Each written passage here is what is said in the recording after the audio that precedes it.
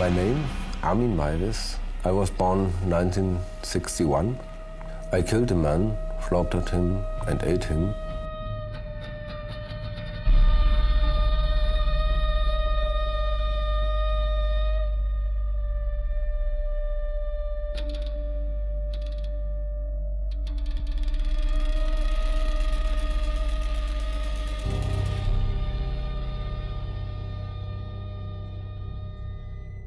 Imagine it is late at night.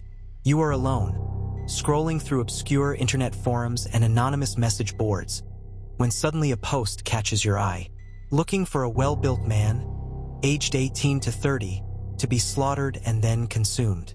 First, it reads like fiction, a sick joke, a troll hiding behind the darkness of the internet, or perhaps a line from a horror film. But in early 2000, this advertisement was horrifyingly real. It was posted by a man living in a quiet farmhouse in Germany. More disturbingly, someone answered, and that someone was just as disturbed as the man who posted the ad. Please choose me. What followed would become one of the most shocking and psychologically disturbing crimes in modern history. But crimes like this do not begin with the act itself. They begin long before the murder. In childhood, in loneliness, and in the slow construction of a private world where fantasy begins to overpower reality. Chapter 1.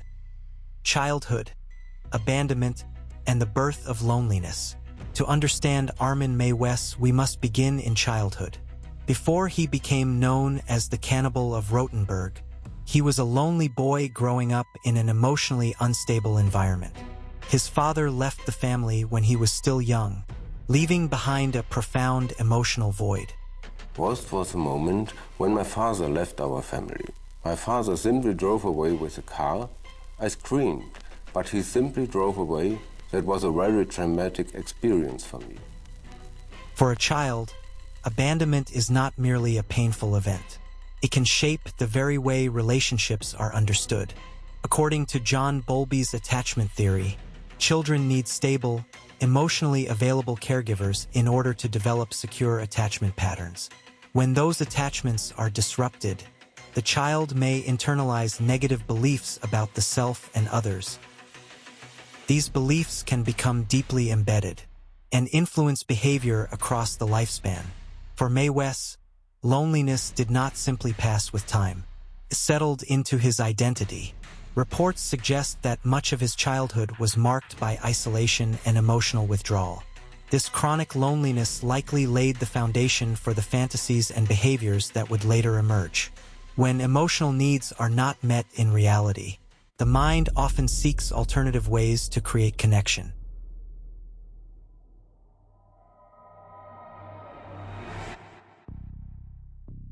The young Meiwes retreated into a fantasy world.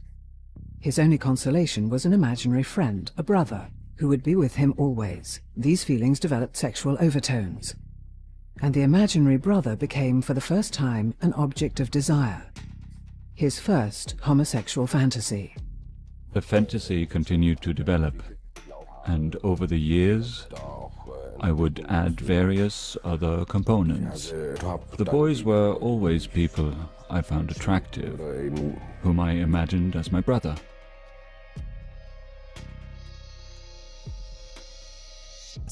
The loneliness of childhood began to transform into something darker. Reports suggest that he created an imaginary younger brother named Frankie. While imaginary companions are not uncommon in childhood, in this case Frankie appears to have carried deeper symbolic meaning. He represented companionship, permanence, and the emotional closeness that Meiwes lacked in reality. Over time, this unmet need for attachment appears to have merged with increasingly violent fantasies. Meiwes later admitted that from an early age, he had recurring thoughts about killing and consuming another person. These were not fleeting thoughts. They developed slowly, becoming more detailed and emotionally charged over the years. From a behavioral psychology perspective, repeated fantasy can become reinforced through mental rehearsal. The more a fantasy is imagined, the more familiar and emotionally rewarding it becomes. Eventually, it begins to feel less like imagination and more like possibility. In Meiwes' case, attachment wounds may have distorted intimacy itself. Instead of closeness meaning trust and emotional support, it became fused with possession. In his mind, the ultimate way to prevent abandonment was to make another person a permanent part of himself. I killed a man, flogged him and ate him. Since then, he is always with me. Since then, he is always with me.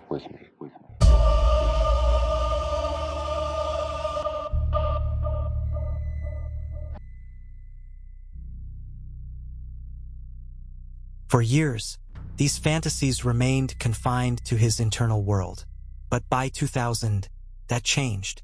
Meiwes began posting messages online, actively searching for a willing man who wanted to be killed and eaten. This was the moment where thought became intention. The internet played a crucial psychological role. After the death of my mother, I'd had a good look at internet sites that had to do with death. I'd somehow stumbled on cannibal sites, cannibal chat rooms. I took a good look at them and thought they were just fantasy. But there are so many ads, you couldn't believe it. There were people offering themselves to be eaten and were looking for people to eat them.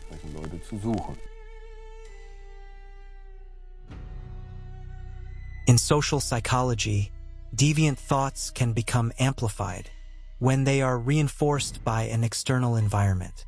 Instead of being challenged, Meiwes' fantasies found spaces where they could be expressed, acknowledged, and even normalized. This is often described as an echo chamber effect, where abnormal beliefs are strengthened through repeated validation. This validation lowered the barriers between thought and action. What once seemed impossible began to feel achievable. Once a fantasy is no longer private, but socially reinforced, behavioral inhibition weakens. This is the precise point where decades of internal obsession moved towards real-world enactment.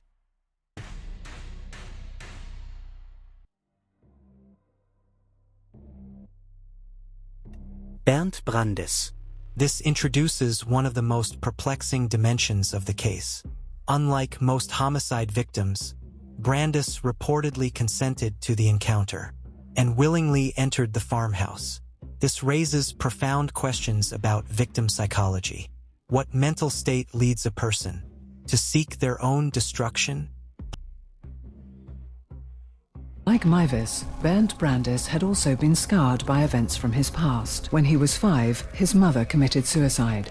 His father refused to talk about it. Their relationship broke down completely after Brandes confessed he was gay. This suggests that the case involved not one disturbed psychological world, but two. Each brought their own vulnerabilities and needs, which reinforced one another and enabled the escalation to extreme behavior. In 1995, he picked up former rent boy Jimmy F. He wanted pain. He was really into pain.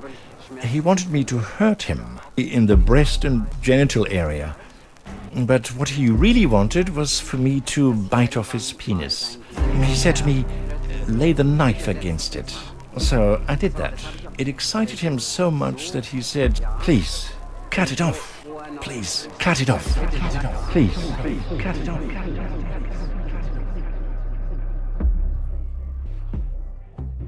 The collision between Meiwes' need for possession and Brandes' possible self-destructive motivations created the conditions for the crime to unfold.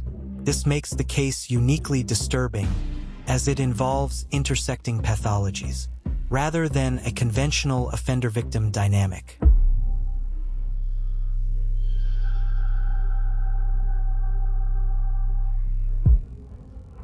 Been emailing and chatting on the internet since January, and we talked about exactly what would happen. On March 9, 2001, The two men met at Mew's farmhouse in Wustfeld.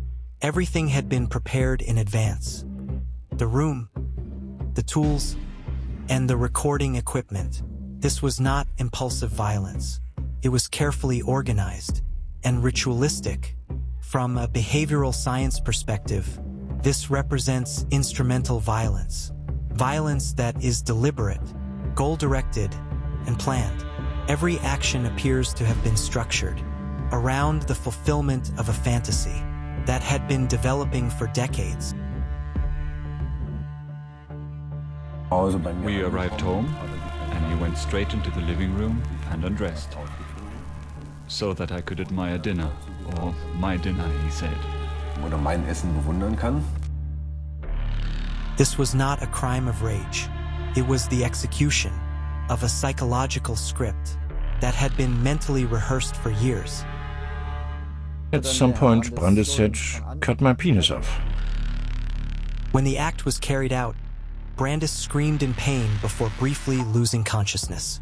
The pleasure and fulfillment he had seemingly anticipated only lasted a few seconds before the physical reality of the situation overwhelmed him, highlighting the disconnect between long-term fantasy and real human experience. After regaining consciousness, Brandes reportedly asked for the severed organ to be cut in half. Armin then took it to the kitchen to cook it, continuing the ritualistic fantasy that had driven his behavior for years. And then I seasoned it with salt, pepper, and garlic powder, and fried it for a short time. The meat was so fresh that it shriveled up in the pan, and wasn't really edible. As Bernd Brandes grew weaker from blood loss, he eventually collapsed upstairs in the farmhouse, drifting in and out of consciousness for hours. During this time, Armin Meiwes remained nearby, watching and waiting as Brandes' condition slowly deteriorated. Reports suggest that Armin attempted to help him at certain moments, bringing him comfort and checking on him as he weakened further, while still hesitating to carry out the final act. The scene revealed a disturbing contrast between care and violence. Despite the brutality of the situation, Armin appeared uncertain and delayed killing Brandes multiple times, almost as though the reality of the moment conflicted with the fantasy he had imagined for years. Eventually, after hours of waiting and watching Brandes fade in and out of consciousness, Armin made the decision to slit his throat. I asked myself whether I should pray to the devil or God. And I asked God for forgiveness. And after hesitating some more, I cut his throat with it. When the body is to be eaten, it has to be dead. That's clear. It has to be dead. That's clear. Armin then proceeded to dismember Brandes, cutting his body into two halves before suspending him from the ceiling. What followed was the continuation of a ritual he had long imagined. He prepared parts of the body in the kitchen and consumed them. I fried a piece of rump steak, a piece from his back, made what are called princess potatoes, and Brussels sprouts.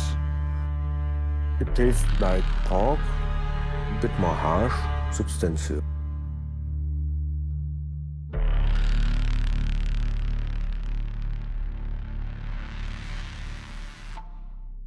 Over a period of months, he consumed 20 kilos of the flesh, all the while continuing to search the internet for more willing victims. After the killing, Meiwes attempted to continue his life quietly, but the digital world he had used to fulfill his fantasies ultimately led to his exposure.